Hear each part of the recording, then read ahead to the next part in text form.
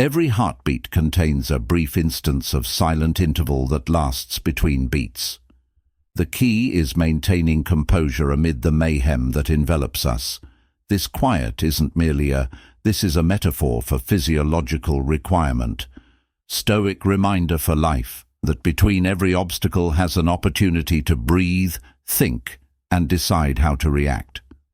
Judiciously, we're delving deeply into the ancient philosophy known as the realm of Stoicism that instructs students the skill of turning barriers into opportunities. Are more than just ancient writings and philosophical principles. It's about living your life as it is, and how you can use centuries-old knowledge to traverse the contemporary world with elegance and resilience. Come along with me as we examine how to change our lives without making any changes, but using Stoic principles oneself to defeat prevalent but harmful behaviors that disturb our tranquility and potential. If you're having trouble with struggling with self-doubt or overanalyzing enmeshed in the procrastination web, there is a Stoic approach that can result in you to a position of power and calmly prepare to release the force of your own thoughts and start a journey of transformation that starts. Let's discover how to live a better life within, by resisting less, not by accomplishing more. Via greater comprehension and acceptance, the Stoic wisdom to make each and every count the moments. If you value we're sharing our stories and insights here. I'll ask you for a small, free favor, to press the subscribe button and remain with us the entire time. Don't omit anything of the footage to make sure you get every insight that has the potential to alter how you perceive and engage with the world. Let's begin. Overanalyzing is similar to being ensnared in isn't that habit the cause of the mental storm, where one idea dominates your thoughts to another, generating a tornado of needless concern and conjecture that you've most likely observed how it can draw you out of today and engulf you in a wave of the worst-case scenarios, and what-ifs aren't simply exhausting and blatantly disruptive. However, this is when Stoicism becomes apparent. The gateway to a more peaceful mind. We learn a great lesson from Stoicism about concentrating all of our efforts on what we can think about it most of the time. Things that we overthink are beyond our grasp, the past, the future, and every aspect of life that is uncertain. Epicurus once said, "We suffer more than in the mind rather than the actual situation." A straightforward but significant observation indicates that the anxieties we create for ourselves are frequently far worse than the real results. So how can we use this to prevent? Overanalyzing begins with identifying when you're exaggerating the situation.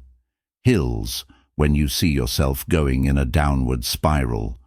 Take a moment to consider whether this is something I have power to alter the result, by becoming concerned about it more frequently than not. When the response is negative, it's a sign to let proceed and refocus your mind on what you have control over, what you do here and now. An additional Stoic tactic is the mindfulness exercise while remaining completely in the here and now.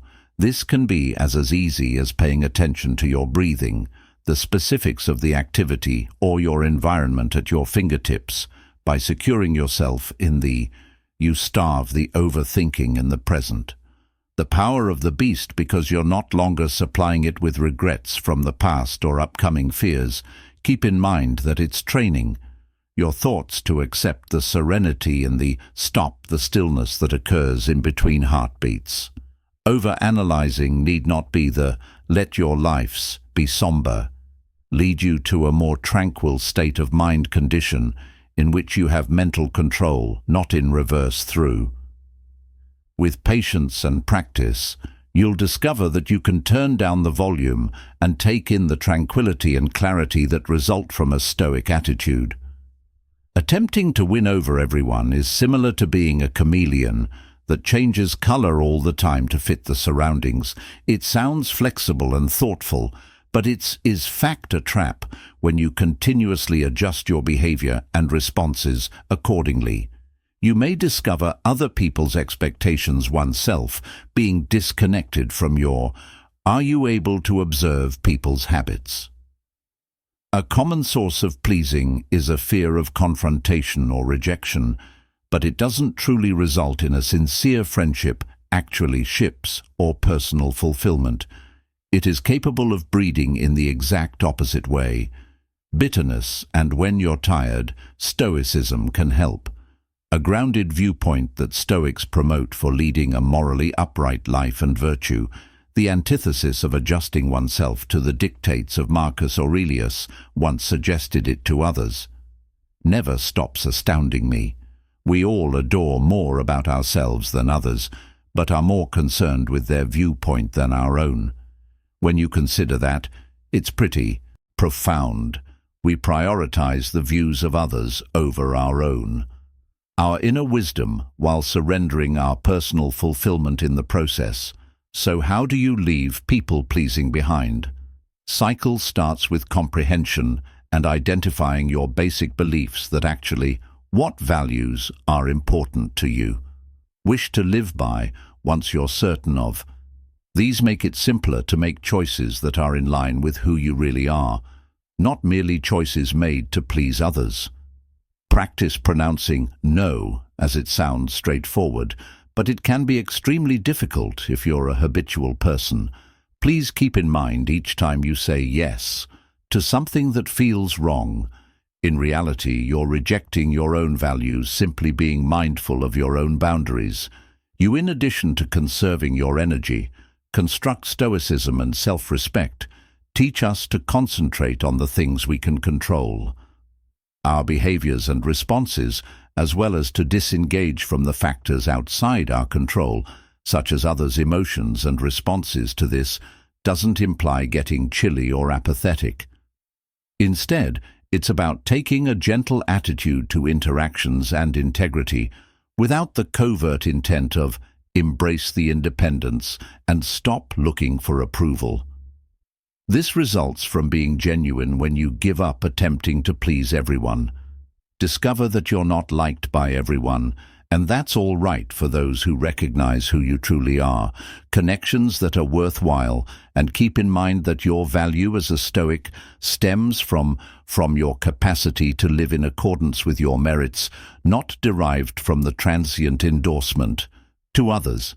This change of viewpoint can release you from the burdensome restraints of delighting others and guiding you into a stronger and more contented life, deeper and more significant relationships. Remaining in the past can provide solace, and it's consoling since it's a curse, right?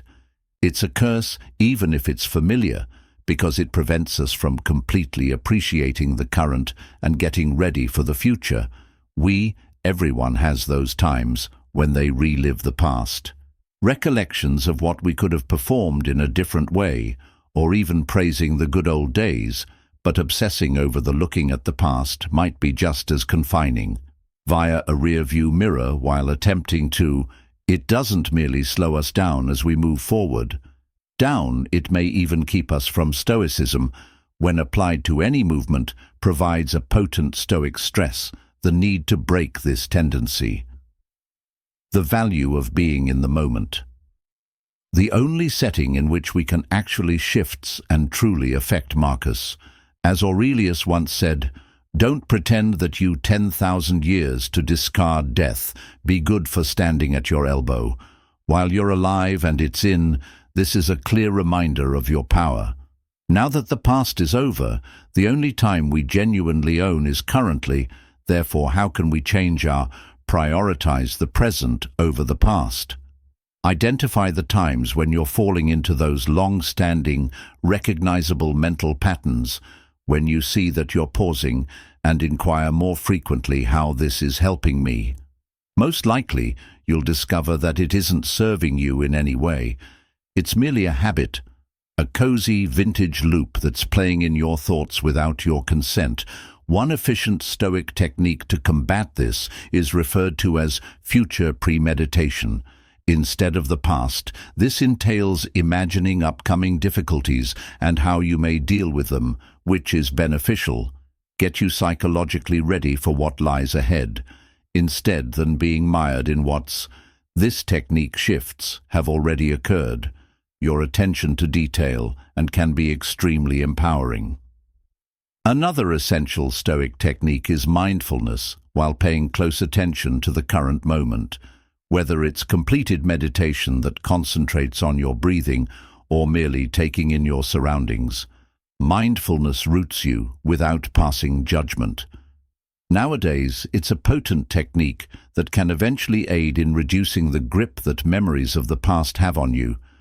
At last, utilize the knowledge gained from the past as stepping stones, rather than grounds for quitting going ahead.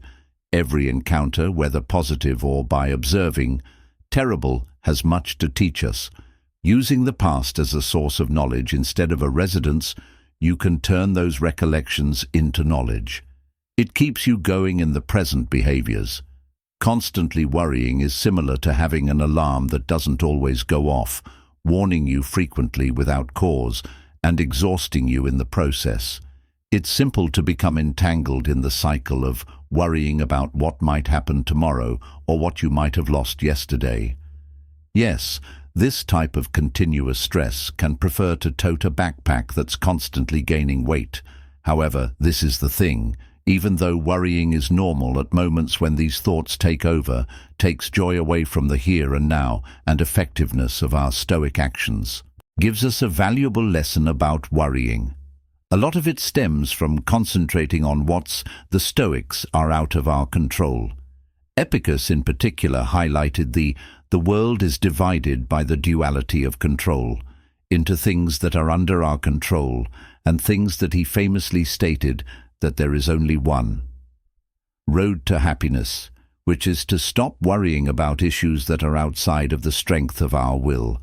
And this viewpoint can be quite liberating once you begin dividing your concerns into these two categories buckets. You understand that a lot of what takes up your thoughts doesn't really justify the mental effort you're putting in. So, how do you actually do this?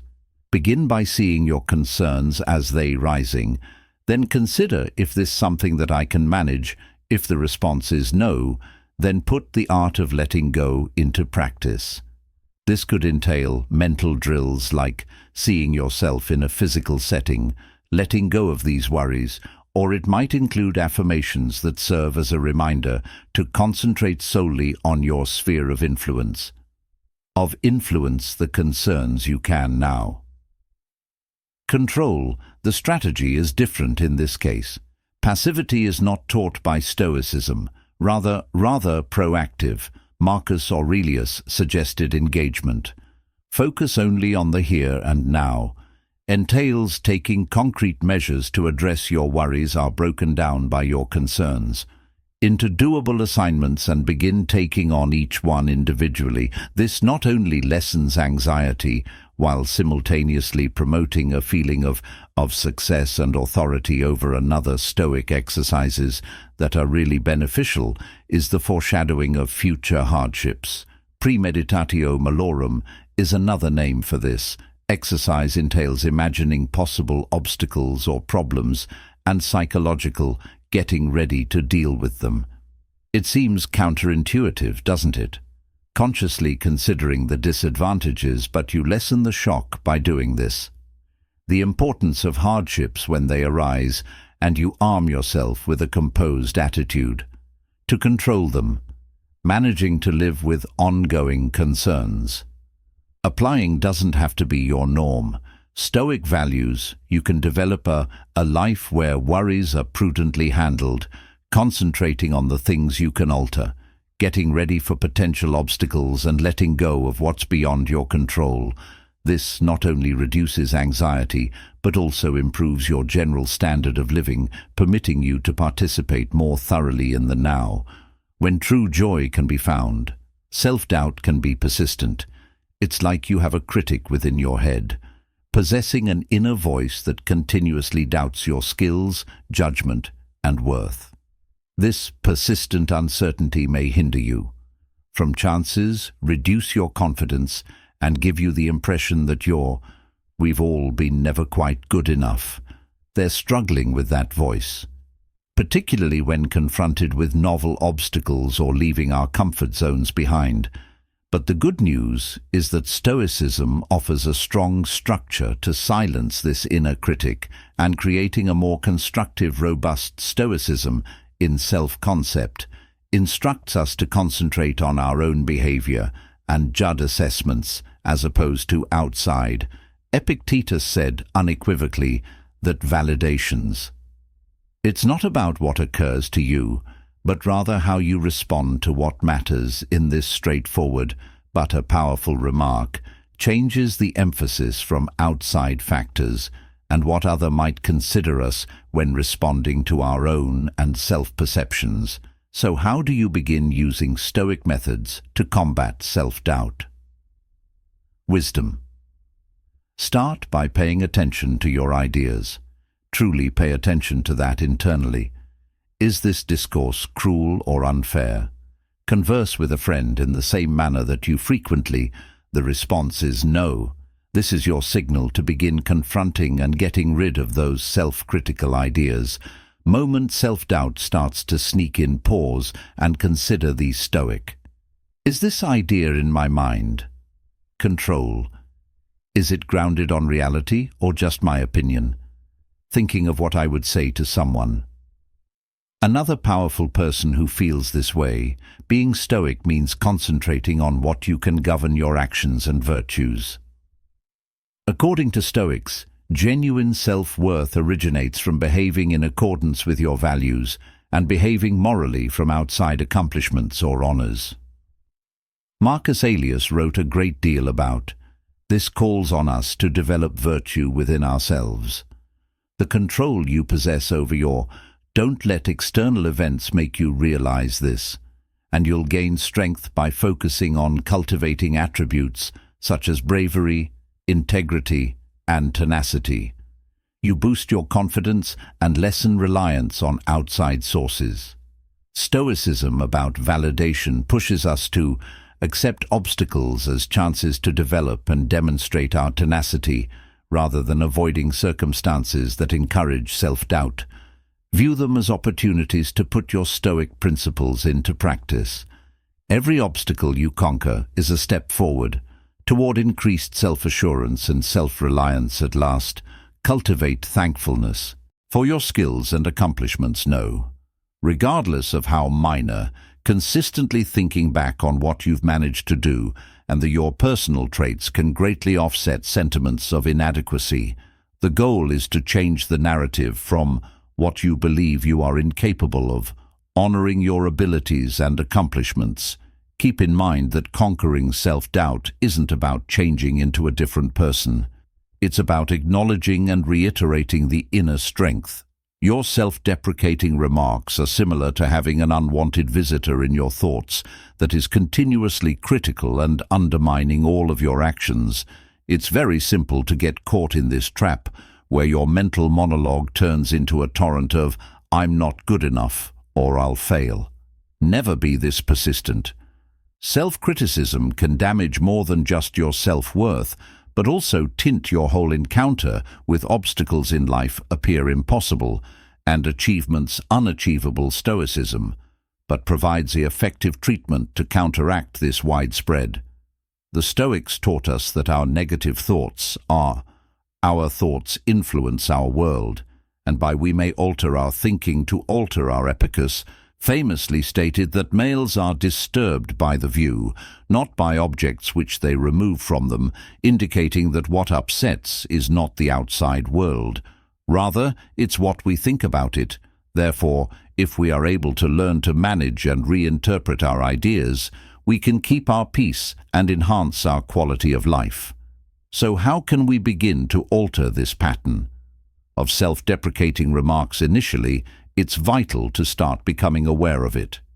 As you listen to your thoughts, attempt to grasp yourself when you're criticizing yourself, and stop to consider whether this idea is true, is it beneficial, and how would I approach a friend who frequently had this thinking.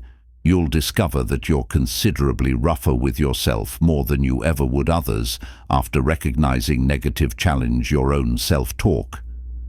Stoicism isn't about repressing feelings or ideas. Instead of focusing on facing and justifying them, if you're considering, always make mistakes and think back on the times you've accomplished or effectively managed circumstances. This goes beyond simply thinking positively, but about precise thought alignment, your ideas more thoroughly with. Actually, another Stoic tactic is the practice of changing the way you think to pay attention to what you can manage. Rather than claiming that I'm awful at this, you might put it this way: I'm still learning how to make this change in viewpoint places more emphasis on potential and progress rather than fixed inadequate. In addition to being Stoic, motivates us to choose action over Marcus Aurelius, reflected in his reflections on the significance of the obstacle to doing action progresses, action that prevents something from becoming the manner, by concentrating on the things you can accept instead of focusing on you overcome barriers by thinking negatively. Into chances for enhancement, cultivate. Being self-compassionate means remembering that humans have flaws and make mistakes. Give yourself the grace and knowing what you would give a pal. Self-compassion is more than just a comfort. Resilience can be fueled by this resource. With a more optimistic outlook on life's difficulties by using these Stoic techniques, we can begin to quiet the critic inside and swap it out for a better, encouraging, logical and sympathetic inner voice. That this change doesn't occur overnight, but with perseverance and practice, you have the ability to change your inner monologue.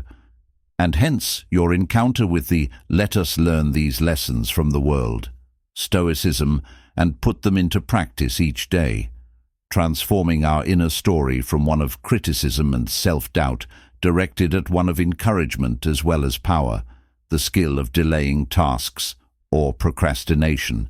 What you can accomplish today until tomorrow, yes, it's a tendency that we all share. Fall into whatever it is at some point, so simple to say, I'll begin on either later or I'm not yet ready. However, we know in our hearts that postponing responsibilities doesn't make them any simpler. In fact, that they are frequently more difficult to workload accumulates, tension increases, and the shame of not getting started just makes. However, the anxiety Stoicism offers a new outlook on how to approach head-on procrastination.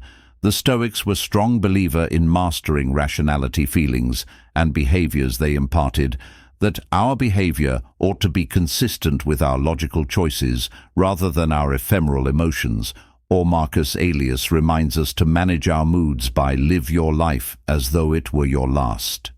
Your life's actions with this perspective put in stressing the significance of the urges us to take action right now. Instead, how can you shatter it now? The procrastination cycle with the assistance of first, be stoic and grasp why does procrastination stem from a fear of failing? It perfectionism, or perhaps it's due to the work seems too large and overwhelming. The process of determining the underlying reason is the initial stage of conquering it. Once you understand why you're putting things off, can go further in addressing that particular issue. Next, employ a Stoic approach with effectiveness, referred to as the control dichotomy, which is concentrating on what you can control and relinquishing what you are unable to. When procrastinating, concentrate on your capacity to begin the work instead. Then the possible results decompose the work into smaller, easier to manage chunks. Stages, rather than believing that I must finish this project, which I believe I must spend 30 minutes working on this. By creating it less intimidating, you have a higher chance of start, and a modest beginning frequently results in substantial advancement in another Stoic. The tactic is to consider the negative repercussions for not finishing the assignment. Think about the ways that procrastination could impact your objectives, stress levels, and even your sense of self-worth isn't intended to frighten you into taking action, but to introduce a practical viewpoint on the things that are causing the delay. It could cost you to take action and participate in premeditatio, as the Stoics refer to it, malarum, which denotes the deliberate evils. Imagine what might occur if you keep on put this visualization off for a while. Encourage you to act in order to prevent those results. It's about applying vision to encourage yourself to take, finally, those initial, vital steps. Show appreciation for your capacity to take action immediately and express gratitude for the chance to complete your tasks, and make advantage of this thankfulness to advance into.